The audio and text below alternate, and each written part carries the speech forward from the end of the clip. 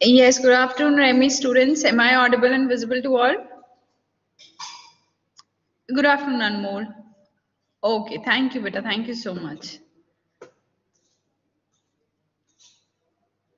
Okay, ji. So in the last lecture, what we did? Good afternoon, Arvind. Very good afternoon, beta. So what we did in the last lecture, I think we did with the architecture, right? Good afternoon, Meenakshi, Simran. Good afternoon, beta. Service-oriented architecture, I think we did that in the last lecture, right? So we are left with 2-3 topics more, and we are not having that much of time. So let's just start with the next topic. So just give me a minute. I'm sharing this presentation with you. Next is your, just a minute. I'm sharing the screen with you.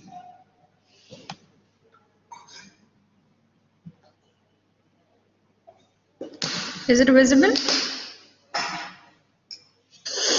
REST API architecture, next architecture, REST API. Yes, okay. Thank you, Anmol. Thank you, Arvind. Thank you, Anmol. Beta, next topic is your REST API.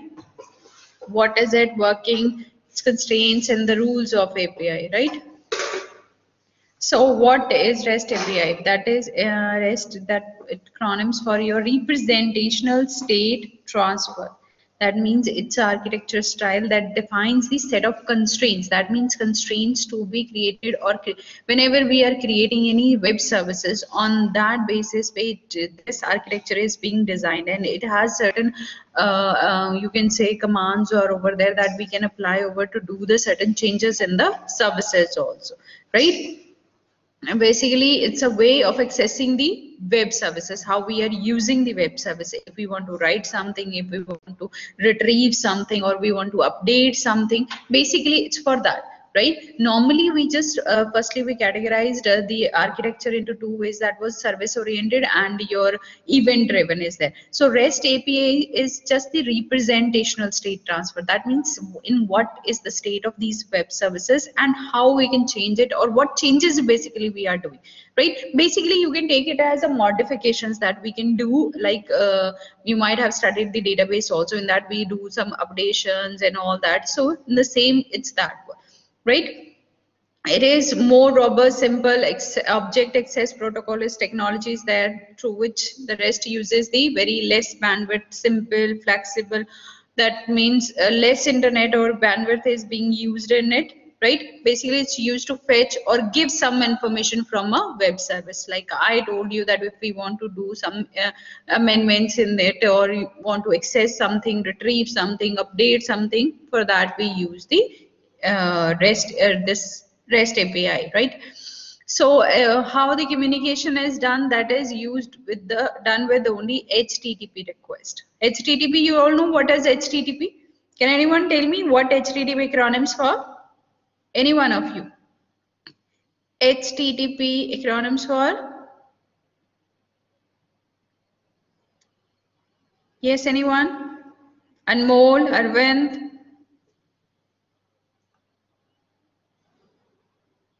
Hypertext transfer. Yes, very good. Very good, Arvind.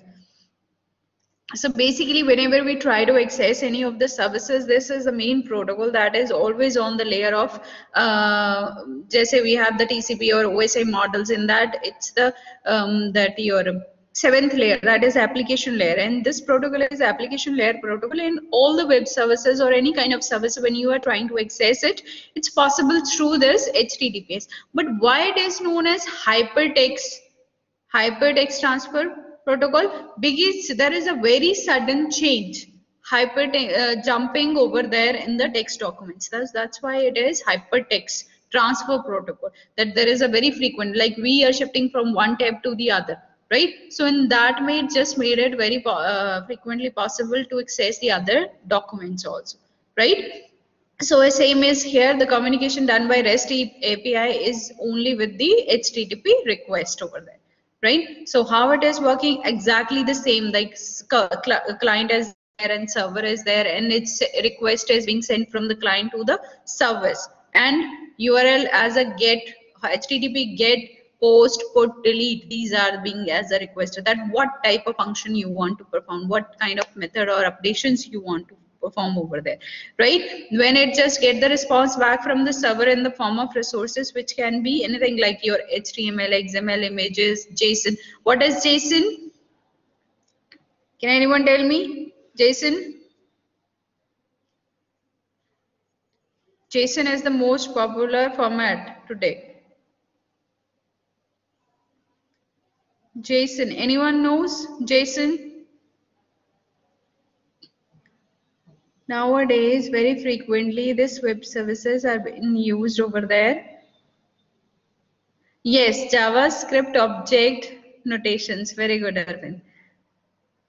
Because your this web services and cloud, it basically supports your these languages, Java, Python, and all. So that's why, right? So next is methods. What are the methods? Abhi, I just told you the frequent things that we can do the changes. So it specifies the 5 main methods that are commonly used in this architecture. That are your post, put, patch, delete, right? That is mainly, you can see over here, they are just related to the create, read, update, delete. So if you want to create something, if you want to read, access, retrieve something, if you want to update something, or you want to delete something, for that we have these different methods, right? So there are few other methods that are very less frequently used, like your options and head over there. So that we will discuss later. So first one is your get, HTTP get method. It's used to read, retrieve something, presentation of the source. In the same path, get returns a representation in XML or JSON, and HTTP response is code of 200. That means basically that how it represents, that shows you in the form of code, that is of 200. If there is an error, it just returns these kind of errors, that not found or a bad request over there. If there is nothing that you can read over there, or you are not able to access it, or you are not having that constraints that you can read over there, right? So you just have to remember the method that is your get. Get means if you want to retrieve something, if you want to read something, for that we have a get method. Next is post. Post to utilize, you can say, create a new resource, right? If you want to create a new resource, it is used to create these subordinate resources. That's some example, that parent resource is there or something. Yes. Yes, it's creating a resource, new resource, or new subordinate resources we are creating. What's your name? Anmol, right? Anmol. So that is for that. Next is your put. If you want to put something, like you want to update something, right? If you want to update something, changes something, for that we use the put. Put ka even it should use to create a resource in case whether the source ID is chosen by the client instead by the server. That means what? If the ID is that particular resource ID is chosen by the client instead of the server. Server is not selecting over that, but the ID is being selected by that client, that I just want to update this web services, right? Or you want to, it's not there and he just providing the ID over there. In that manner, we can say that the put is also working as a create over there. That means he is creating a new web service over there, that he just do this sort of. Or rest, it's used for to update. Put is for the update, post is to create, that means to create some new, right? Previously we just get it, that was get. Get is to retrieve, to read any information, right? Next is patch. It is used to modify the capabilities. Patch request only need to contain the changes to the resources, not to the complete resource. Like previously we just had updated the complete resource over there. But patch is like, if we can say that we are just doing the patch work over here, that means we are already having a one resources and we are not changing it. We are not updating, we are not creating it. We are doing what? We are just modifying its capabilities, that what it can do, or certain changes in it, just as the form of patches. That if we, for example, we are saying that we are having some work and it's उसमें से कुछ खराब हो गया है, so we are just doing the patchwork over there. So same as that, right? So this resembles put, but the body contains a set of instructions that describing how a resource currently residing on a server should be modified to produce a new version over it. We are not changing it, we are not deleting it, but we are, sorry, changing is there, but we are not creating some new over on it. We just have it in the existing over the server, but we are doing certain changes over there just to create the new version of it, right? The patch body should not just be modified part of resources, but some kind of patches like languages, आपकी JSON patch or XML patch, these are also being used, right? So basically, some features of the resources are being updated over there, right? Not the complete as being, you can say, complete or new resources being created. Already existing is there. Do certain changes in it, or we can say that we add on new functionalities in it to make it more better, right? You can take the example of your phones also, like we are having that iPhone 6, 7 is there. What is that? When we already having a 6 is there, what is the need of 6s, 7 Pro and all? What the basic function of every phone is same, that we just have to make the calls, we just have to send the message, and we can hear the calls and all. They all are doing the same thing, but what is the difference? Some phones are having a better, you can say, more cameras, pixel is clear and all that. So that is more, you can say, applications are there in that. So that means what? The basic function of that resource is same. But the thing is, difference is that we are putting up some extra features on it just to make it more better, more impressive. Same thing is here with the patch. We are already having the resources, we just do certain modifications to make it more better and create it as a next version of it, right? Next is your delete. Delete a resource identified by the URI, right? So we just want to delete it properly. So that for that we use the delete option. Next is your architectural constraints of RESTful API. There are 6 architectural constraints which make a web services are uniform interface, stateless, cacheable, client server, layered systems, code on demand. So these are what the different constraints that are of your REST API architecture, right?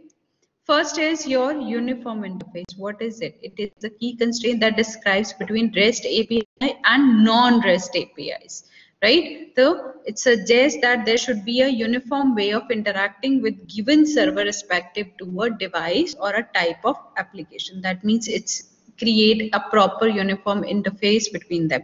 It's just not that if we are having working on a REST API or any of the other architecture, so it properly creates a one uniform interface. You all know that providing or accessing the services, or how can we do the changes and all that, right? So this is basically one of the constraints in your REST API, that it provides a uniform interface REST as to the others, right? For that we are having certain guidelines of it as, yes, am I audible?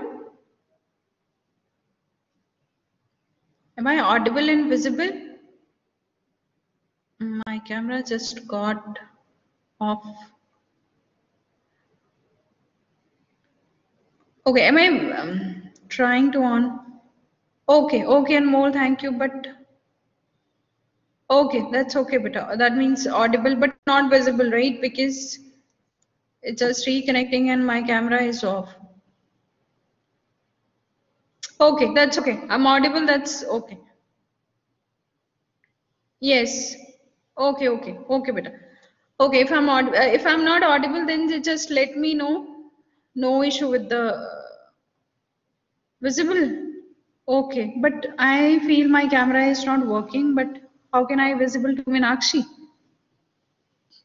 From my side, it's showing connecting camera cover, that is connecting again and again. That's okay.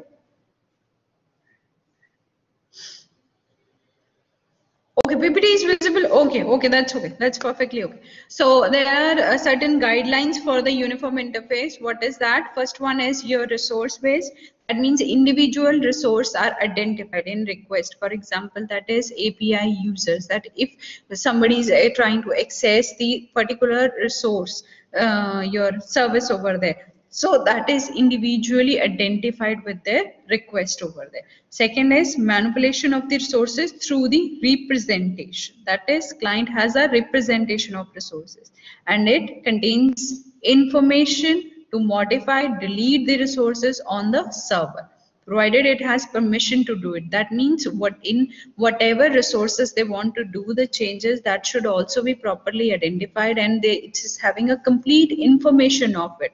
If it's on the server side, which information they want to access, or in which resource they want to, or service they want to do the changes, and they should also have a proper permission, right? Like usually the user get a user ID when the user request for a list of user, and then that use that ID to delete or to modify a particular user over there, right? So that ID is being used to do the changes. Then third one is your self-descriptive messages. Each message include information to describe how to process the message, so that the server can easily analyze the request. Like if the client is sending any message to a server that he or she wants to do certain changes in any of the resources, so that message contains the complete information. That means I want to do like if I am sending a message to a server that I just want to do the changes in so and so resources or services over there. So self-descriptive means I am describing in that message that I want to do so and so changes. That means it creates, it includes the proper information of the changes and even in what the changes has to be done, right? Next is your hypermedia as engine of application state. That is, it needs to include the link for each response so that client can discover other sources easily. That means it also includes the proper link of that resources, that where it is being changed or what is being changed, so that it can be easily identified by the clients also, that if there is any kind of changes in it. Right? So that was for your interface. That proper interface may proper messages should be there, and each and information should be clearly identified over there, so that the server and even the client doesn't face any kind of issue when they are doing these changes, right? So second is your stateless. That means the necessary state to handle the request. It's contained within the request itself, and the server would not store anything related to the session. That means what? The state in which they were doing, or state in which the after changes it will be like that. So that information should also be included in the request over there, right? So whenever this session is being created over there, so do the changes, so complete information should be there, right? In REST, the client must include all information for the server to fulfill the request, whether as a part of query or header in the URI. That means whatever the message they are sending over there, for the reference of the server, they just fill up all the information in the header or the parameters over there in the message, right? Next, statelessness enables greater availability, since the server does not have to maintain, update, or communicate that session state. That means the proper statelessness, each and everything is properly visible or available over there. That they just don't have to properly maintain the session or update and something states over there, right? So that is totally visible over there. There is a drawback when the client need to send too much data to the server. So it reduces the scope of network optimization and requires more. What do you mean by optimization? Can anyone tell me what is the meaning of optimization? Anyone? What is the meaning of optimization? Anyone?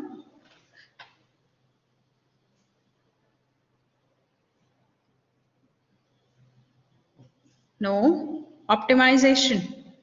It's a very simple word. Tell me. Optimization means you are improving the network. You are making it, yes. Enact or yes. Best practice to improve the network performance. Yes, performance of the network. Like if in the here it is saying that if you the client is trying to send so much data over there, right? A huge amount of data, much data to the server. So it reduces the what? The scope of network optimization. That means the thing that we are trying to optimize the network, we are trying to make it more better, or performance of the network, that level it cannot be achieved. For that, what it requires? More bandwidth, right? So that's basically the issue of this, right? Next is your cacheable. Cacheable, every response should include whether the response is cacheable or not. Yes, that's also right, Arvind. So next is cacheable. Response is cacheable or not, or the how much duration response can be cached at a client side. That means to cache करना उसको क्या response आया है या क्या उसकी session की state थी, that was whether it's a cacheable or not, और कितना cacheable या कितनी उसकी जो information है that should be stored. Client will return the data from its cache for any subsequent request, and there would be no need to send the request again to the server. That means it can be accessible from the client key cache, that there is jo bhi information he just or request he just send over there. So complete information ya uski jo bhi hai that will cache it over there, and don't have to send again and again over that, right? Well managed caching is partially or completely eliminate some client server interactions, that if the data is properly being maintained or stayed over there, so it can somewhere eliminates the certain instructions also, so further improve the availability and the performance also, that again and again they don't have to create the instructions or the sessions, or don't have to send the requests and again over there, so that can be achieved from the cache. But sometimes there is a chance that user may receive stale data over there. That means random duplicacy can also be there. So that is important, because randomly if there are certain requests are being performed again and again, so that may create the chances of your duplicacy also, right? Fourth one is your client server. REST API should have a client server architecture. It is having that kind of architecture. So client is someone who is requesting the resources and are not concerned with the data storage. Storage is always the part of the server. So remains internal to each server. Service is one who hold the resources and are not concerned with the user interface or user's key state, that in which state is their user or what he is holding or what he is accessing. It's just not the concern of the server. It's just holding all the complete resources and the information over there, right? So they can involve, basically it's just the parameter, just the constraint that there should be a client server approach in your REST API. It is there, but it's just one of the constraints that REST API should have a client server architecture, right? They can evolve independently. Client doesn't need to know anything about the business logic. Server doesn't need to know anything about the front end of the UI. How user is using it, how user is displaying it, that's not the concern of the server. So server at its own and managing all the resources, and client how it is using those resources for what purpose, that doesn't the concern of your server. Next is layered system. An application architecture need to be composed of multiple layers. Whatever the architecture of there is, it is always composed of certain layers over there, right? So each layer doesn't know anything about any other layer other than that of the immediate layer, right? So it just, we can say that we can take the example of OSI also. OSI may we were having 7 layers. So what is happening at the session layer, that's not the concern of physical or data link layer, right? Because they are far away from each other. But what is happening at the physical layer or data link layer or the network layer, because these are the lower layers. So data link layer pe what is happening, that can be the concern of physical or network layer, because it's the intermediate layer over there, and from if it's coming, then it will pass from network to the data link to the physical. But if it's going, then it will be like physical to the data link and then to the network layer over there.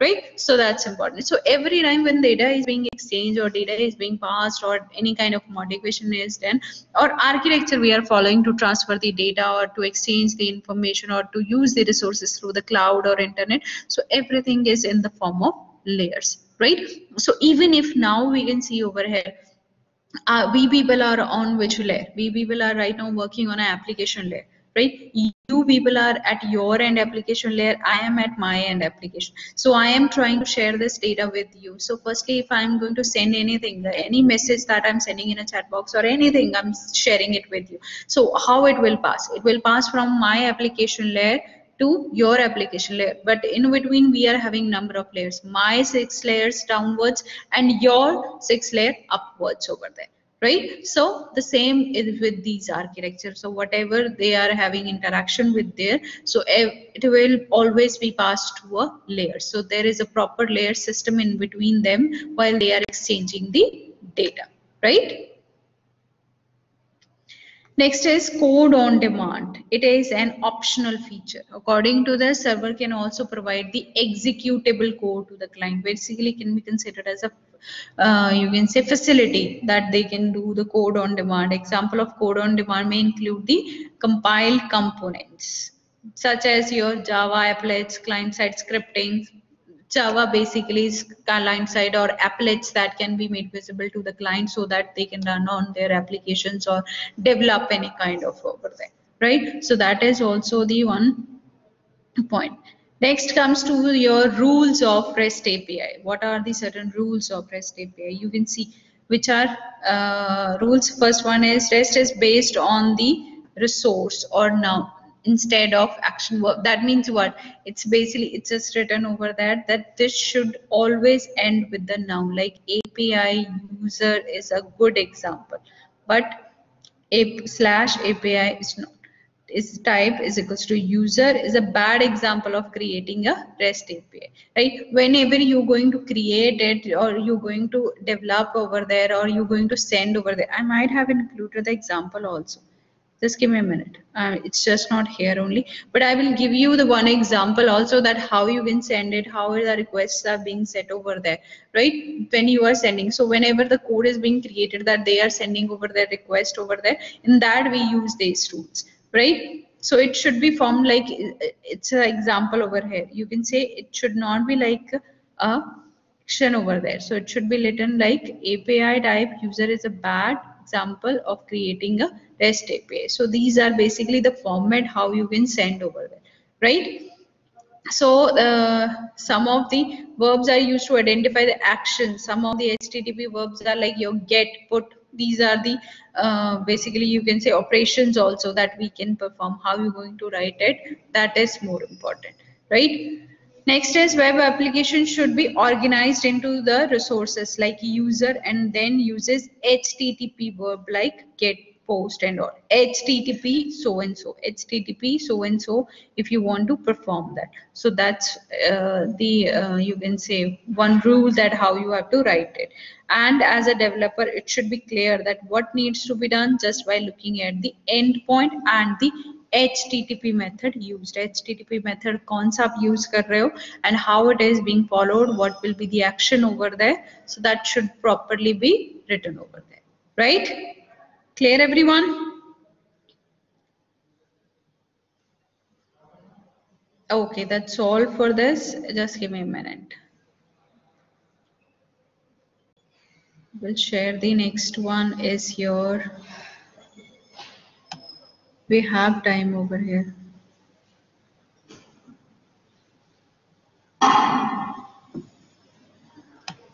I'm sharing the next.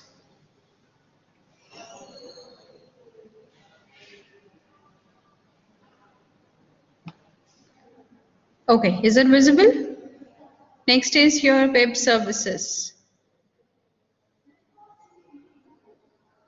Yes, is it visible to everyone? Web services. Yes, REST API may, anybody having any doubt, you can ask it. Okay, thank you, Arvind. Web services is your next topic, that what are web services, working types of web services and architecture and its advantages. What are the web services? The medium to propagate communication between the client and server. That means if we are, for example, client and server model, you all know that how they are communicating with each other, how they are exchanging the messages with each other. So that is possible through the different web services.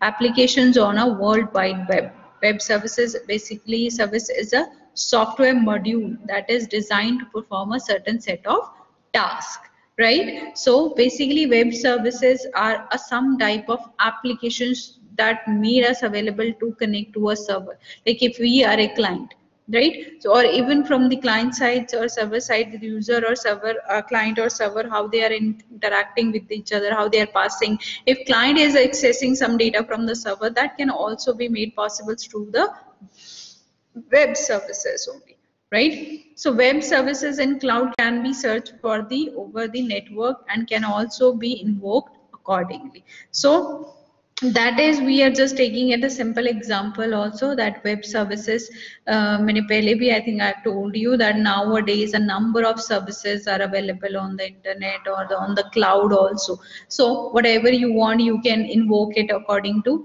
your requirement, right? So that is the, when invoke, the web service would be able to provide the functionality to the client which invoke that web service. That means if like I am the client and I just have invoked a service over that, I just want to develop something or I just want to use the JSON JavaScripting or applets over there, right? So I will be the one who will be invoking it, and I will be it will provide me the features and functionalities of that web services, that I can use it, I can develop it, I can code on it, or I can execute on it also, right? So this is how we can use it. So जो service I will select, web service I will go to select, I will work on it, and all the functionalities of that will be provided to me, right? Even you can see over here the working, the response from the server to the client. That is the client, here it is the server, and this is the internet. So it's just sending the request from the client to the server, right? And it will get the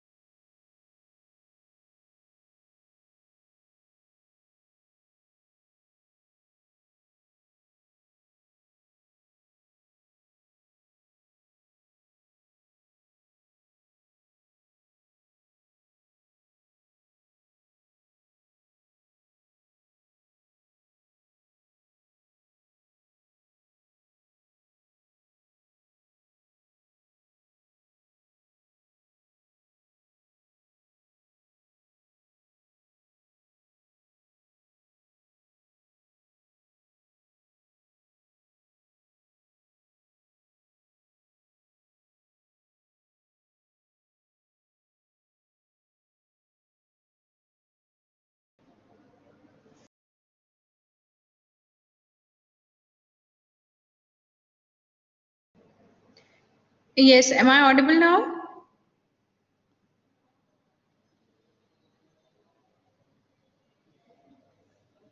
पता नहीं फिर से audible. Okay, okay, Anmol. Okay, beta, thank you. Okay. There was a BB issue, no, internet issue over here. That's why. Okay, thank you, ji, thank you. So we were discussing the web services, right? So web services, I'm clearly audible to everyone, right? So we were discussing the, okay, ji. Okay, thank you, beta, thank you. So web services, how it is working. So web services always reside. We can see over here, it's on the server, and the client who is attached through the internet to the server will try to access those services, right? So it's simple, you all know. So even you can see over here in the working is also known as, so it just made a request through what is known as your remote procedure call, that what the client makes a request and to access the services. So remote procedure calls are the calls made to the to methods which are hosted by the relevant web services. कोई भी web services इनको you are trying to access it, for that you made the remote procedure call over there. That if this is being hosted by the server or server that is providing these services, and that services you want to access, that can be accessible through these calls. Like for example, you can say Amazon provides a web service that provides the prices for the products sold online by Amazon.com. The front end or the presentation layer can be in the .NET or Java, right? So either programming language would have the ability to communicate with the web services, that whatever they want to access, like they are sharing the prices of it. So front end or the presentation layer, that is in which it is made visible, is through the जो आपके जो requirement होगा.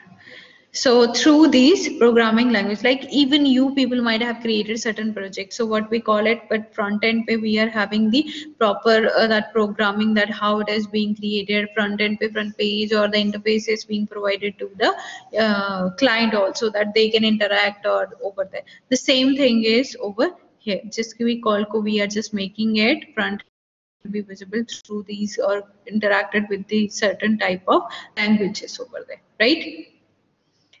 So next is the web services design is the data which is transferred between client server over there, and that is XML. XML, that is extensible markup languages, is a counterpart of HTML and easy to understand the intermediate language that is understood by many programs. That means what? XML or HTML, these are the basic, very simple approaches through which we, even it's easy for others to understand also. So that's why more of the responses will be in the form of XML or HTML over there, so that it can be easily understand by the others also. So when an application talk to each other, they actually talk in a XML format. This provides a common platform for the application developed in various programming languages to talk to each other, right? Different type of languages, and like I am having a this like we can take the example of this BB also. This might be developed in certain other language, and it can be we are accessing it through the internet, and we might be using some other application. So we can say that these two applications are interacting, those who are developed in different kind of languages, but how they are interacting, basically that is made possible through the XML, right? That allows these applications to interact with each other in a very simple manner, right? Not audible? Yes, not audible? Yes, rest of the students, am I audible? Anmol is saying I'm not audible. Arvind, Simran, Shashwat, Meenakshi, am I audible, beta?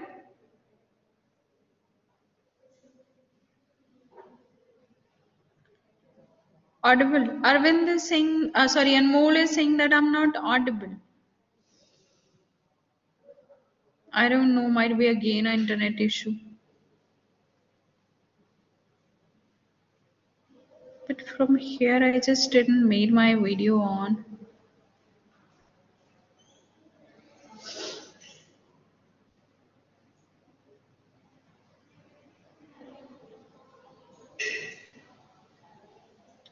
Okay, now tell me. Now audible?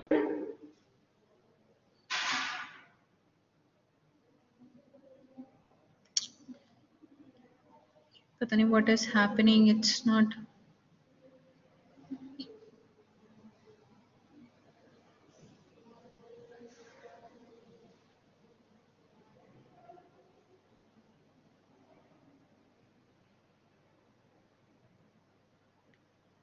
Even the presentation is not moving.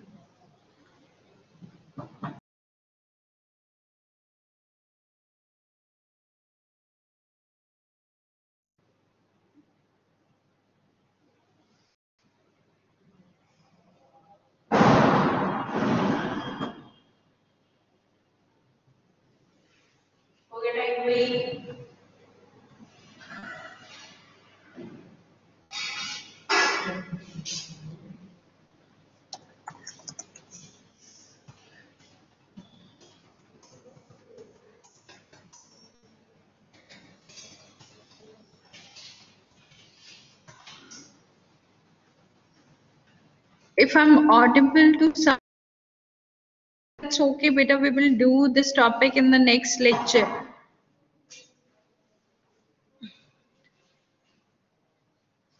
Okay, and more. Okay, if I'm.